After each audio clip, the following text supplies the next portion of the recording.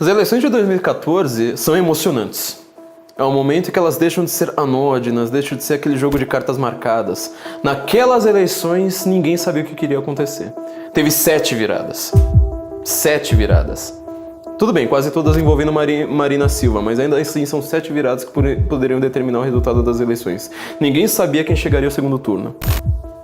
Dilma, que supostamente tinha conseguido se eleger, muito mais por causa do PSDB do que por causa própria, e que tinha a sua tentativa de transferência de carisma, de personalidade, de popularidade de Lula, ela tem um grande problema na sua frente. Quer dizer, o povo inteiro, aquele povo brasileiro que nunca se preocupou com ideologia, com o que é esquerda, com o que é direita, com o que é capitalismo, com o que é socialismo, com o que é essa participação popular, o que é representatividade, nada disso.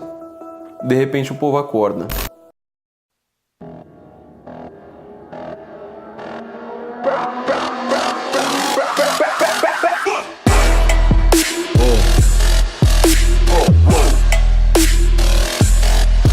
Estamos aumentando o IOF, que hoje é de 0,38%. E o conselho é evitar as manifestações, já que algumas terminaram em violência, e respeitar a orientação das autoridades locais. Estamos indo para 6%. Aí nós vamos ter que fazer cortes importantes no pacto. Como presidenta, eu tenho a obrigação tanto de ouvir a voz das ruas, como dialogar com todos os segmentos, mas tudo dentro dos primados da lei e da ordem, indispensáveis para a democracia. 12 anos de PT fizeram mal ao Brasil. As políticas de interferência governamental do governo Dilma minaram a economia. Aumento de gastos, intervenção em preços, rombo nas contas públicas, crédito liberado e escândalos de corrupção. O resultado não poderia ser outro. O Brasil entrou em recessão.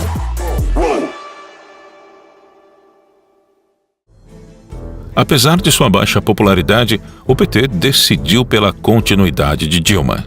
A Convenção Nacional do PT confirmou hoje a candidatura à reeleição da presidenta Dilma Rousseff e do vice Michel Temer. O Brasil quer seguir mudando. E quer seguir mudando pelas mãos daqueles que já provaram que têm capacidade de transformar profundamente o país. O evento teve a participação do padrinho político de Dilma, o ex-presidente Luiz Inácio Lula da Silva. Mas é pelo que nós tivemos que nós temos que ter orgulho de ir para a rua e defender essa mulher. Faltando alguns meses para o primeiro turno, Dilma Rousseff se envolveu em uma crise. Um vídeo divulgado pelo site do jornal O Estado de São Paulo mostra um deputado do PT de Minas Gerais declarando que os petistas dos Correios ajudaram a conseguir votos para a presidente Dilma no estado.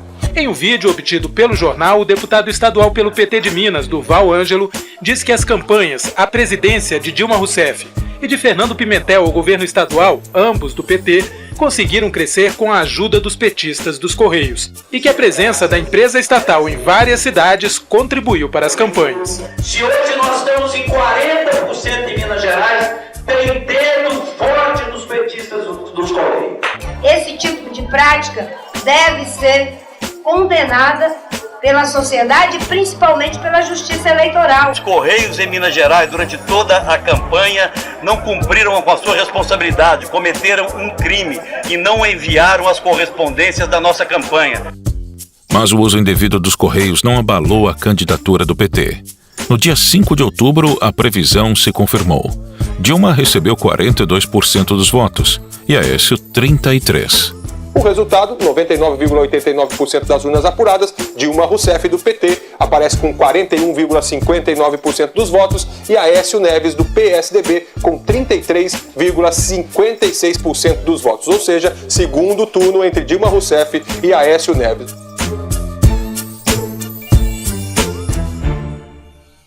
Os dois candidatos à presidência da República votaram na parte da manhã. Dilma Rousseff do PT votou em Porto Alegre.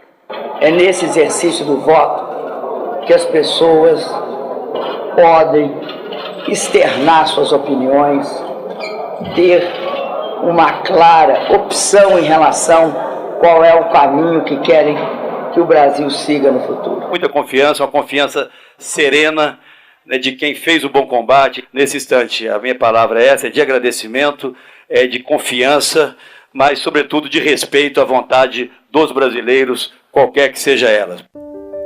O TSE mostrava Aécio na frente com 88,9% das urnas apuradas.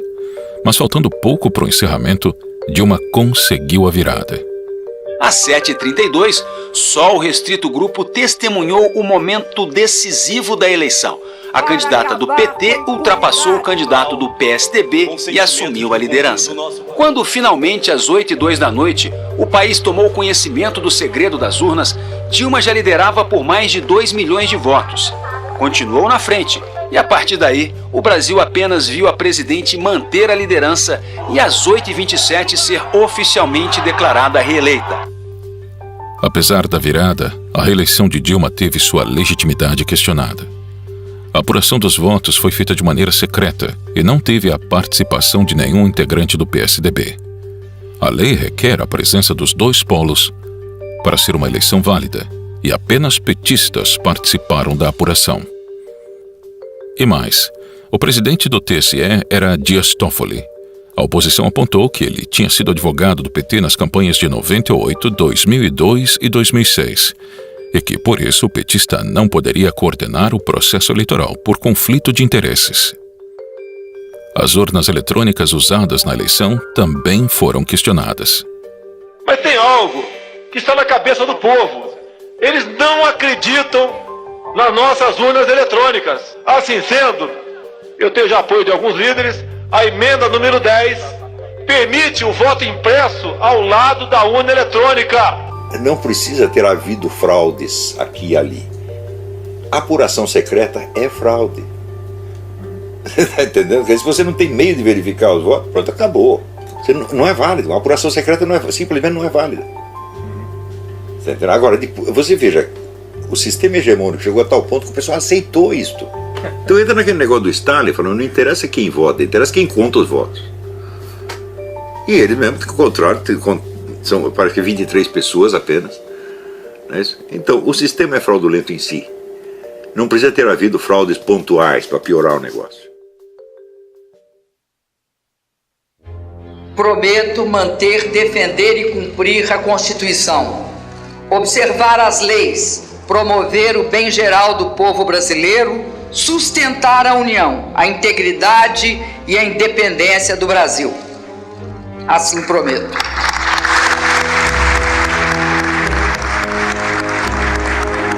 Prometo manter, defender e cumprir a Constituição, observar as leis, promover o bem geral do povo brasileiro, sustentar a união, a integridade e a independência do Brasil.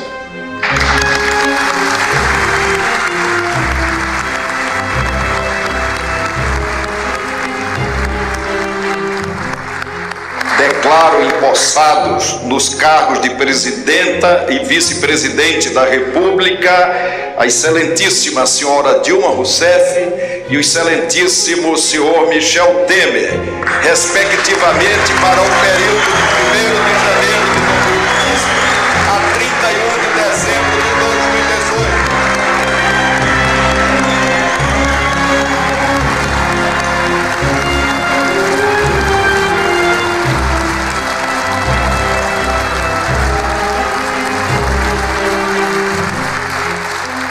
Dilma iniciou seu segundo mandato descumprindo as promessas que havia feito durante a campanha.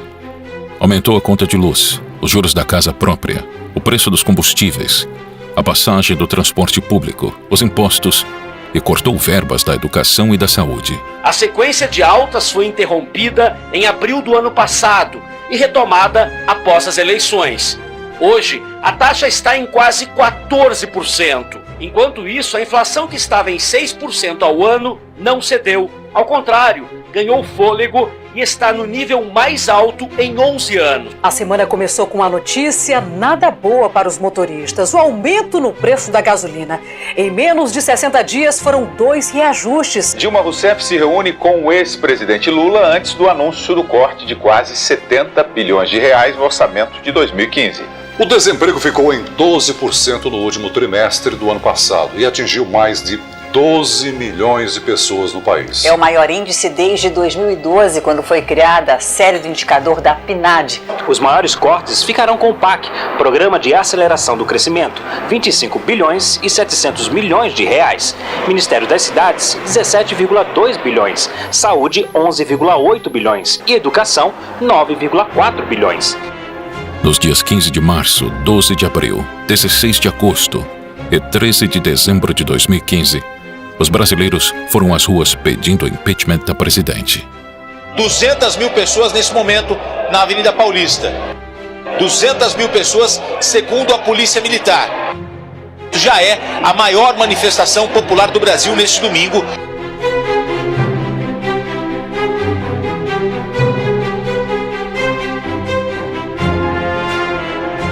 No mesmo ano, o TCU deu prazo para a presidente explicar uma série de irregularidades nas contas públicas de 2014, as chamadas pedaladas fiscais. O Tribunal de Contas da União rejeitou as contas do ano passado do governo da presidente Dilma Rousseff. A prática obrigou instituições financeiras como a Caixa Econômica Federal e o Banco do Brasil a usarem recursos próprios para honrar os compromissos, o que caracterizou uma espécie de empréstimo ao governo. Recomendando-se a sua rejeição pelo Congresso Nacional. Ficou comprovado que o governo Dilma realizou manobras contábeis fraudadas para maquiar o orçamento federal. No dia 31 de agosto de 2016, o processo de impeachment se encerrou com o afastamento de Dilma do cargo. Falta, portanto, um voto apenas para que o processo de impeachment prossiga para o Senado. Por isso eu digo ao Brasil, sim para o futuro! Já está. Neste momento, às 11 horas e 7 minutos em Brasília, nesta noite de domingo, 17 de abril de 2016, a Câmara dos Deputados acaba de autorizar o prosseguimento do processo de impeachment da presidente Dilma Rousseff. E nesta quinta-feira, 12 de maio, às 6 horas e 33 minutos, o Senado aprovou, por 55 votos a favor e 22 contra, o afastamento da presidente Dilma Rousseff. Senado caça o mandato de Dilma Rousseff, mas preserva direitos políticos. 2 anos depois, Aécio Neves também virou réu na Operação Lava Jato.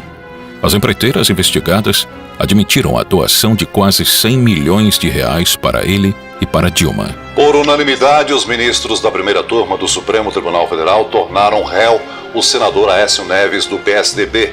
Ele agora será investigado numa ação penal por corrupção passiva e tentativa de atrapalhar as investigações da Lava Jato. A eleição de 2014 foi só mais um teatro. Os 2 candidatos respondiam aos mesmos interesses. Independente de quem vencesse, o destino do Brasil seria o mesmo: Estado inflado, políticas populistas e demagógicas, corrupção e um país sendo governado para poucos.